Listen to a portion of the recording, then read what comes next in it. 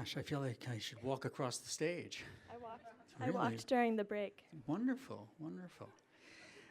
Terrific. I've loved this project from the very beginning. It's all about opening your eyes and being curious. Anything that stimulates that is really worthwhile in today's world. Got a couple questions for you. Uh, how do you, once someone kind of engages in this, is there something you think you're training them to see a certain way? And after a while, perhaps they can internalize a lot of the things that you're offering them. Is there danger that they say, I got it, I now kind of have the spirit of this, and I don't need the app?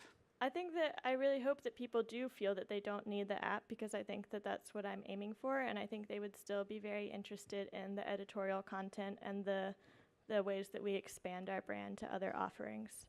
Mm-hmm. I think then I guess the question is, I mean, I was looking at this and I said, it's kind of like almost like a cross between Nike and brains pickings or something, that it may be that the other side of this, which is the more the editorial content, becomes something that they become very attached to. So another question I have is the team that you're putting together. It seems like to engage this audience, there's an awful lot of content generation, and that is very time-consuming and costly. How do you, before launch, how are you going to set up that team so that you can kind of stay ahead of your audience, because you're promising a lot?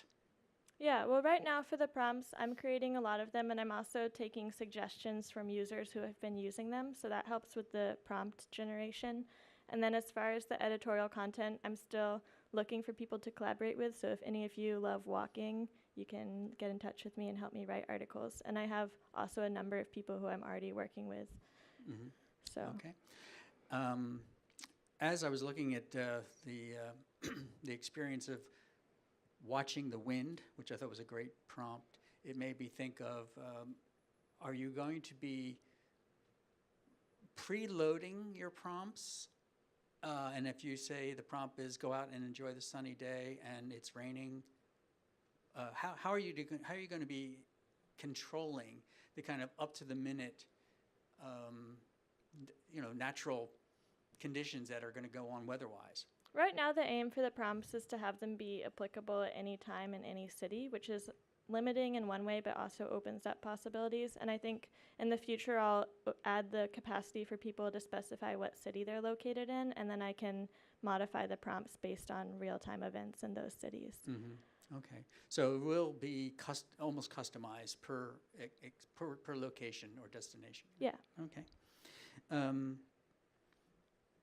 I could see that people could become very, very attached to this and maybe want more. Is there a potential plan to expand this so that it's, let's say it leans more towards the content side of this rather than the walking side? Because once you've trained someone, they may not need the prompt on a daily basis. Yeah, I think that is the plan, is to expand from what we have already. The prompts and the initial products are really sort of the thing that will get people interested and engaging in this activity.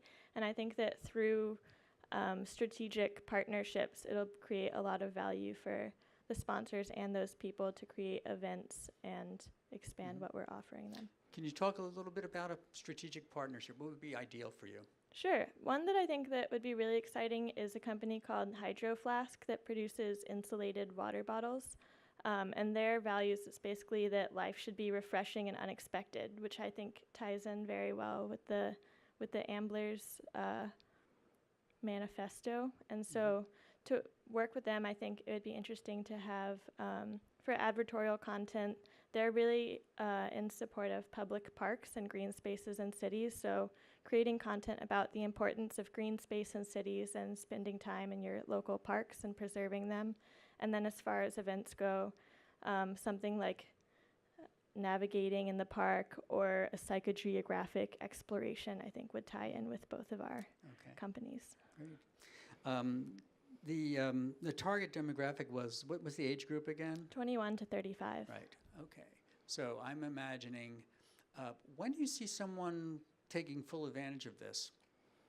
In the testing that I've done, it's usually people who are already taking these walks, and it's either on the way to work or the way home, or it's they're at work and having a stressful day, so they step outside, and the prompt helps them like get away from that mindset of work and find joy in the outside world. I really want to live in your world, really.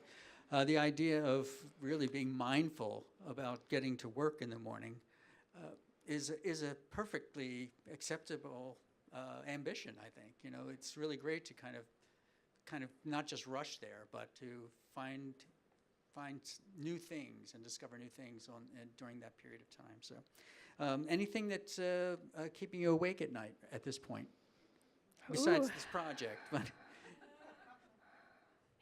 Wow. challenge, anything that right now you think is the obstacle that you have to overcome In this project. Yes. I think a big obstacle is that this project is essentially asking people to change a behavior, and that can be a big ask of people. So introducing that in a manageable way, I think, is very important, in a way that people can relate to and will be interested in trying out. Great. All right. Thank you very much. Thank you.